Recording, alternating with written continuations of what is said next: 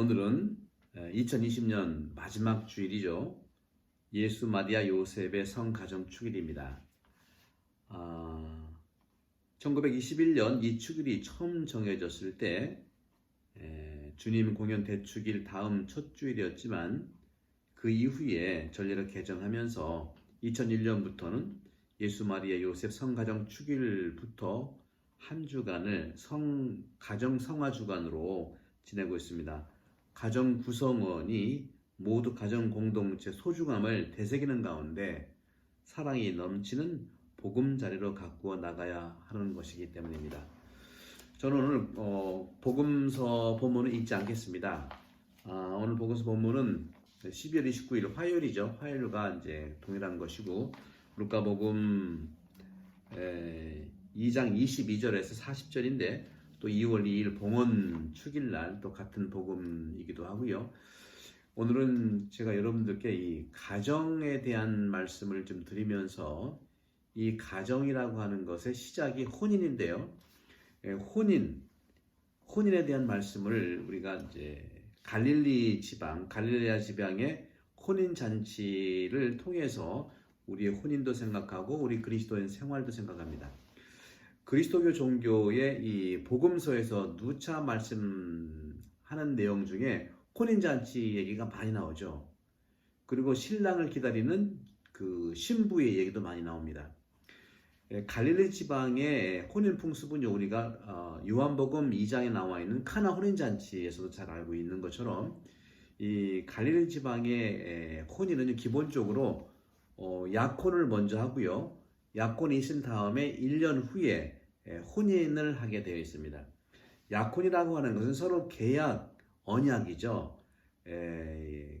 서로가 사랑한다고 하는 그 약속, 사랑의 약속, 사랑의 계약을 언약하는 건데 보통 요셉과 마리아도 약혼한 사이였습니다. 하지만 약혼은 했지만 서로 함께 살지는 않았습니다. 결혼 이후에 이제 신부가 신랑의 집에 가서 사는 것인데 약혼이 있은 다음에 1년 동안은 결혼 준비를 하는 것이죠. 오늘 저는 여러분께 이 약혼에 대한 구체적인 갈릴리 지방의 방식을 말씀드리면 약혼은요 그 마을의 축제입니다. 따라서 그 마을의 가장 입구 광장에서 온 마을 사람들이 모이는 거예요. 거기는 친인척만 모이는 게 아니라 신랑 신부를 모른다 하더라도 온 동네 사람들이 다 함께 모이는 장소고 그곳에서 원로인 가장 어른 앞에서 신랑 신부가 앞에 나와서 혼인에 대한 약속을 합니다. 혼인 약속을 하는 게 마을 입구에서 바로 계약을 하는 것인데 바로 신랑과 신부가 서명을 함으로써 동의를 하는 겁니다. 바로 신부가 동의하는 그 순간부터 이 혼인의 시작이 발효되는 건데 이 혼인 계약에 동의를 한 다음에 그 다음에는 서로 선물을 주고받습니다. 예물 교환이죠. 그런데 신부에게 또 비싼 선물을 줍니다. 아주. 그리고 신랑도 마찬가지고요. 이 혼인의 계약에 선물이라고 할 수 있고 그 다음에 특별한 것은 신부 아버지에게 신랑이 또 신랑 집안에서 예물을 건네는데 엄청나게 큰 돈을 줍니다. 이것은 신부를 시집 보내기 때문에 신부에 대한 값도 아니고 지참금도 아니고 왜 그러면 신랑 측에서 신부 아버지에게 돈을 어마어마하게 주느냐? 그것은 일종의 보험으로서 인생을 살아가면서 신랑이 아버지가 될 수 있잖아요. 그죠? 아버지 되는 거잖아요. 그죠? 신랑이 언젠가는 아플 때를 대비해서 아플 때 치료할 수 있는 일종의 보험금이에요. 이 사람은 누구든지 아프잖아요. 그죠? 그 아플 때를 대비해서 미리 신랑 측에서 신부 아버지에게 주고 신부 아버지는 그 돈을 가지고 만약에 사위가 아플 때는 과감하게 그 돈을 쓰는 겁니다. 일종의 보험금이라고 할 수 있겠죠. 그런 다음에 마지막으로 서로 잔에다가 포도주를 담고요. 포도주를 담고 신랑에게 신부에게 주면서 이 혼인이 다시 말하면 언약이죠. 약혼이 이루어지는 것이죠. 이 포도주 잔에 포도주를 넣은 다음에 서로 교환하는 것은 첫째 경건하게 합니다. 두 번째는 존중하는 마음으로 하고요. 사랑을 담아서 줍니다. 바로 이것은 신랑이 잔을 신부에게 건넬 때가 너무 중요한 건데 신부에게 건넬 때 신부 스스로 그 잔을 받는 것이 바로 혼인의 최종적인 결정이에요. 우리도 혼인 반지, 결혼할 때 혼인 반지를 서로 건네지 반지 교환이 있지 않습니까? 여러분들은 반지를 어떻게 교환했습니까? 신랑이 신부에게 반지를, 또 신부가 신랑의 반지를 이렇게 교환하는데, 신랑이 신부에게 반지를 교환할 때 신부 손가락에 신랑이 자기 반지, 신부에게 줄 반지를 온전히 다 끼는 게 아닙니다. 신랑이 신부에게 결혼 반지를 반 정도만 이렇게 넣어주면 이것은 뭘까요? 저의 청혼을 받아들이겠습니까? 저와 결혼해 주겠습니까? 하고 하면은 그때 신부는 그것을 받아서 자기가 완성해내는 것이죠. 사랑은 질문하는 겁니다. 아무리 좋은 선물이라 하더라도 일방적으로 주는 것이 아니라 물어보고 주는 것이죠.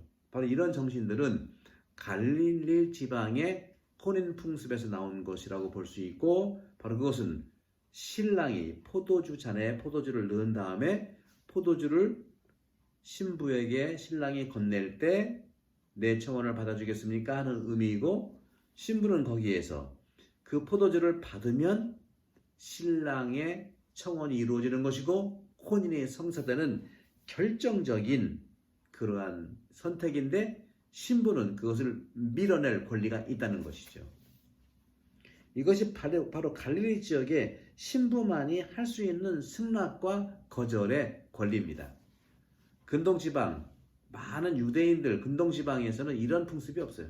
오직 갈릴리 지역, 갈릴리 카나 지역의 그러한 풍습이라는 것이죠.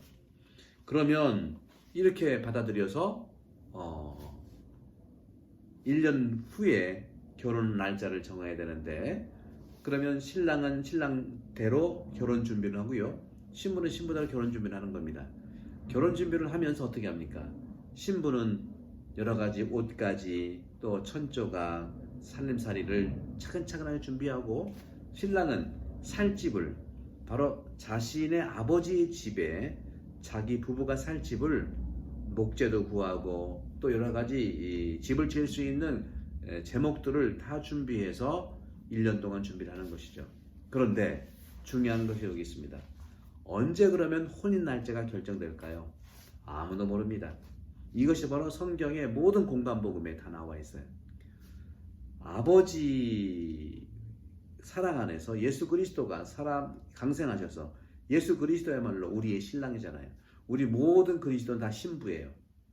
신랑이신 예수 그리스도가 재림 때 오시는 그날을 우리가 깨어 준비하는 건데, 그렇죠? 열처녀의 비유도 그렇고요. 그리고 신랑이 올 때 깨어있는 자는 참으로 행복하다고 말씀하신 것도 있고요. 그런 점에서 언제 신랑이 올지는 아무도 몰라요. 다시 말하면 약혼식을 했지만 1년 뒤에 하게 되는 혼인 날짜는 신랑도 모르고 신부도 모르고 아무도 모르고 오직 누가 알죠? 오직 예수님이 다시 재림해 오시는 그날은 예수님도 모르고 신부도 모르고 아무도 모르지만 누가 안다고 그랬어요? 오직 아버지만이 안다. 이것이 갈릴리 혼인 풍습에서 나오는 혼인 날짜가 결정하는 것은 바로 아버지가 결정한다는 것이죠. 그래서 아버지는 여러 가지 두루두루 약혼 언약을 한 다음에 형성나가는 과정을 지켜보면서 도와주면서 모든 것들이 다 잘 이루어질 때 혼인 날짜를 바로 아버지가 정하는 것입니다. 그러니까 기다려야 되고 깨어 견뎌야 된다는 것이, 이것이 그리스도교의 종말 사건의 신랑이신 예수 그리스도가 신부인 우리를 데리러 가는 겁니다. 그러면 왜 하느님께서는 인간을 창조하셨고, 왜 하느님께서는 인간이 범죄를 저지르는 것을 두셨고, 그리고 하느님께서 왜 사람이 되셨고, 그리고 하느님께서 왜 부활하셨고, 하느님께서 돌아가시고 부활하시고, 그리고 왜 승천하셨고, 왜 다시 오실 것인가? 그런데 성경을 보십시오. 예수 그리스도가 다시 온다고 할 때 그 언젠지도 모른다고 했지만 왜 오는지도 질문하지 않아요. 왜? 당연한 거니까. 약혼을 했으면 결혼하는 건 당연하니까 아버지가 신랑과 신부가 결혼할 혼인 날짜를 정한다는 사실은 그때가 신랑이 오는 날인데, 그래서 신랑이 와서 신부를 데려가는 날인데 오는 이유를 묻지 않죠. 당연히 우리가 신랑의 손을 잡고 아버지 집에 가야 되기 때문에 그렇습니다. 그래서 예수 그리스도가 내가 이 포도주와 이 포도주를 마시는 것은 다시 아버지 집에서 마시기 전까지 이제 안 마시겠다 하는 말도 그 뜻이에요. 이제 아버지의 집에서 마실 수 있는 그 축제가 이루어지기 때문에 그런 것이죠. 사랑하는 형제자매 여러분, 갈릴리 지방의 혼인잔치의 이러한 모습들은 바로 우리 그리스도교, 예수님께서 다시 오시는 우리의 신랑이신, 우리는 모두 신부죠. 우리의 신랑이신 예수 그리스도가 오시는 거죠. 그래서 하느님께서 신랑을 보내서 우리 신부를 데리고 자신의 집에서 살게 하도록 재림 예수님은 오신다는 겁니다. 그래서 하느님께서는 인간을 창조하시고 범죄로 빠지고, 그리고 하느님께서 사람이 되셨고, 그리고 순환하시고 부활하시고 승천하신 다음에 다시 오시는 재림 예수님, 종말의 예수님을 기다리는, 신랑을 기다리는 그런 마음처럼 우리가 오소서 마라나타, 예수님 어서 오소서 하는 기록 고백을 하는 것이죠. 오늘 제1독서, 2독서 복음에 다 아버지에 대한 공경, 어머니에 대한 존중, 또 사랑을 입고 감사하는 마음, 순종하고, 아내를 사랑하고, 남편에게 순종하고, 아내는 또 남편을 사랑하고, 또 자녀들은 부모에게 순종하고, 그리고 부모들은 자녀들을 들들 볶지 말라고, 길을 꺾지 말라고 하시는 말씀들이 쭉 있죠. 저는 이 모든 것들이, 그리스도교의 모든 가치들은 갈릴리 지방의 혼인 잔치와 똑같은 우리 이 지상에서 삶이라는 거죠. 사랑하는 형제자매 여러분, 그리스도인이 된다는 게 무엇입니까? 그리스도인이 된다는 것은 바로 어떤 윤리적인 선택이나 고결한 생각 결과가 아니라 내 삶에 있어서 새로운 시야와 결정적인 방향을 제시하는 한 사건, 즉 한 사람을 만나는 것입니다. 누굽니까? 바로 예수 신랑을 만나는 거죠. 예수 신랑을 만나기 위해서 우리는 혼인 준비를 열심히 이 세상에서 하는 겁니다. 하느님의 눈을, 다시 말해 아버지의 눈을 갖는다는 것은 바로 신부가 된다는 것이고 그리스도인이 된다는 것입니다. 내 안에 있는 아버지의 시력을 찾아내는 것입니다. 그럴 때 내 안에서 일어나는 하느님의 눈으로 우리는 모든 것을 볼 수 있고 봐야 될 것입니다. 사랑하는 형제자매 여러분, 2020년 마지막 주입니다. 여러 가지 힘든 시기였지만 분명히 우리는 신랑인 예수 그리스도께서 우리를 데리러 오십니다. 그러기 위해서 우리는 신부로서 혼인 잔치에 들어갈 준비를 깨어서 준비하는 한 해가 되었고, 내년도 그러한 시간이 되기를 축복을 통해서 여러분께 하느님의 은총으로 인도하도록 강력하게 기도하겠습니다. 성부와 성령 함께 여러분 모두를 강복합니다. 감사합니다.